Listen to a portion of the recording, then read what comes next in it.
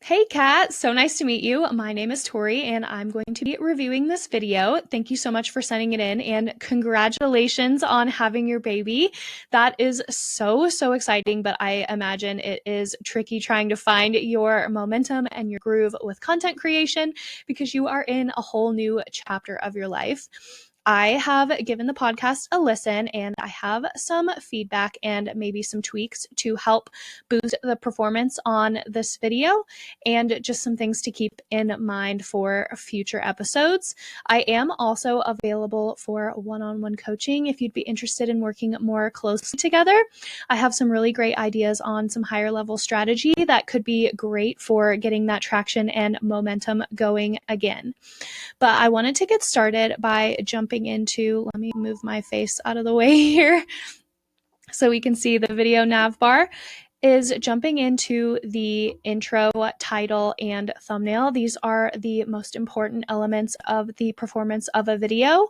The title and thumbnail earn the click, and then the hook reinforces to the viewer why they have clicked into the video and gets them really engaged and watching through to the end.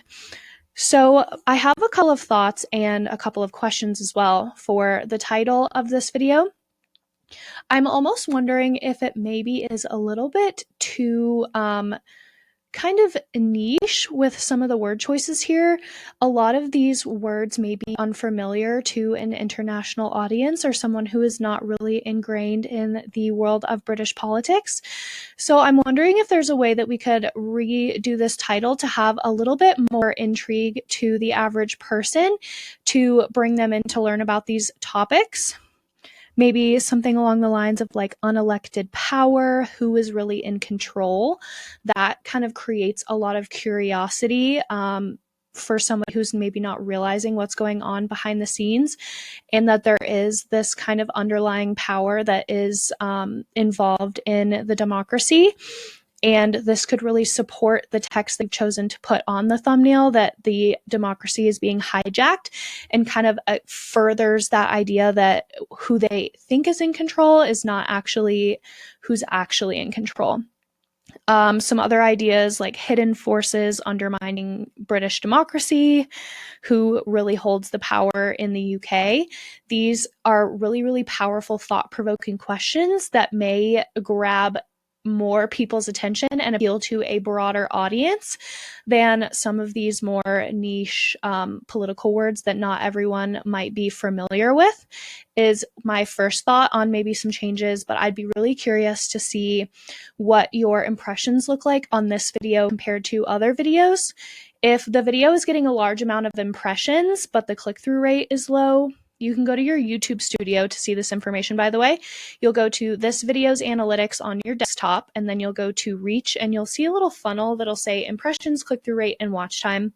So I would just compare the impressions on this particular video with some of your other recent videos, and if the impressions are lower than usual, that may be kind of, I might be onto something here with the title being just a little bit too narrowed down and it's just not appealing to a really wide range.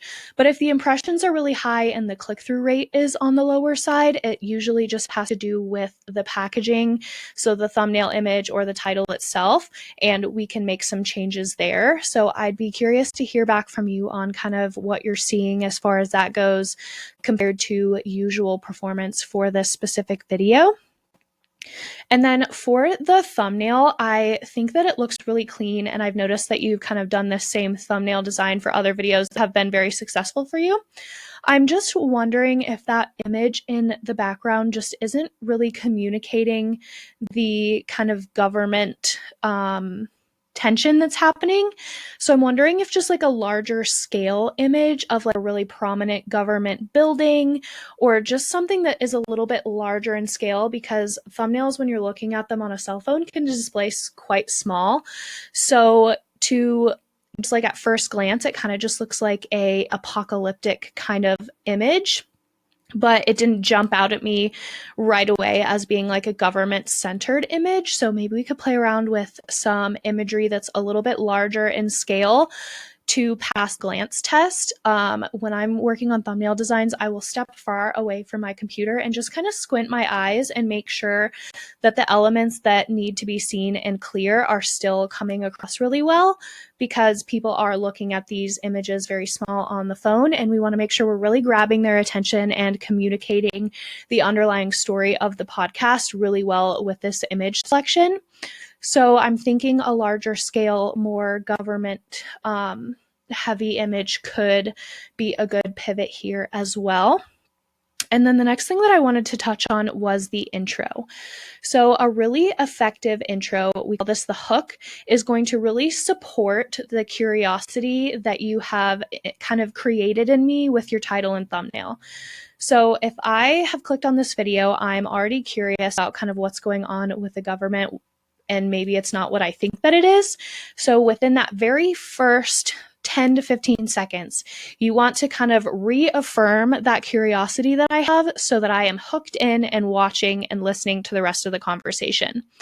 So with this particular intro, I noticed it was about a minute and a half long, and I'd say 45 seconds is probably closer to the ideal length of an intro. People's attention spans have just gotten quite short, especially with an hour-long podcast.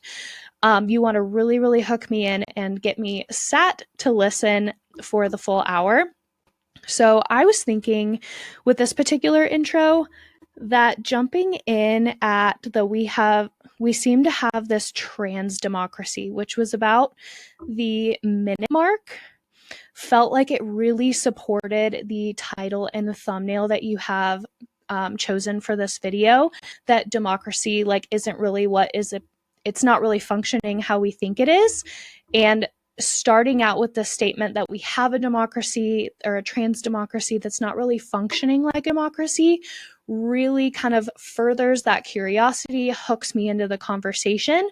And I think that you're going to lose a lot less people in those first few seconds by just keeping those intros really short and concise and making sure that with whatever curiosity loop you have opened with your title and thumbnail, the first thing that you say in that opening 15 seconds really supports and furthers that curiosity to hook me the rest of the way into the video. So I think those three things are really going to make a huge difference implementing those packaging tweaks, and should really increase your click-through rate, and just kind of keeping these things in mind as you are creating future podcasts. And then I also wanted to talk about the end of the video, because as far as discoverability strategy goes, I know you said you were seeing some subscriber growth, around 200 subscribers for July and August of last year, and are just kind of struggling to get that momentum again. One really, really great strategy for building an audience is you want to get people watching not just one of your videos, but 2 or 3 in a row. This is a really, really positive viewer signal to YouTube and tells YouTube that your content needs to be in front of this viewer more often.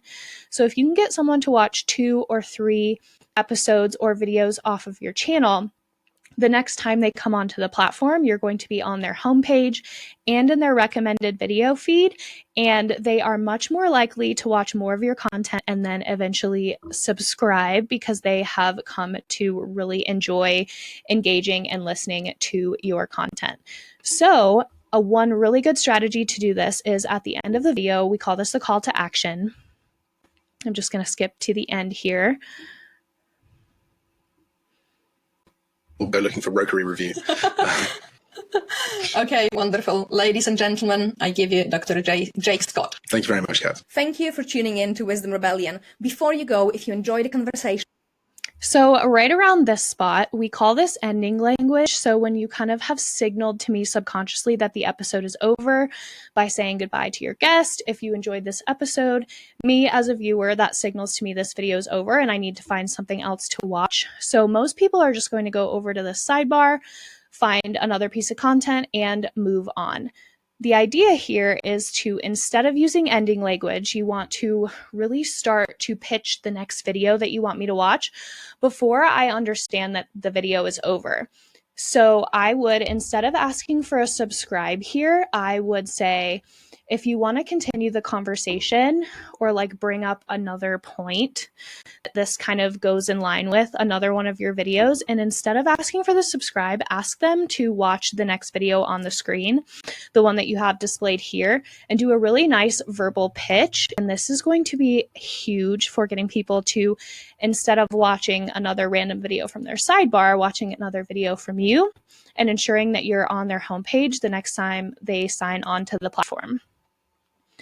And then my last bit of feedback is right around the 1:30 mark.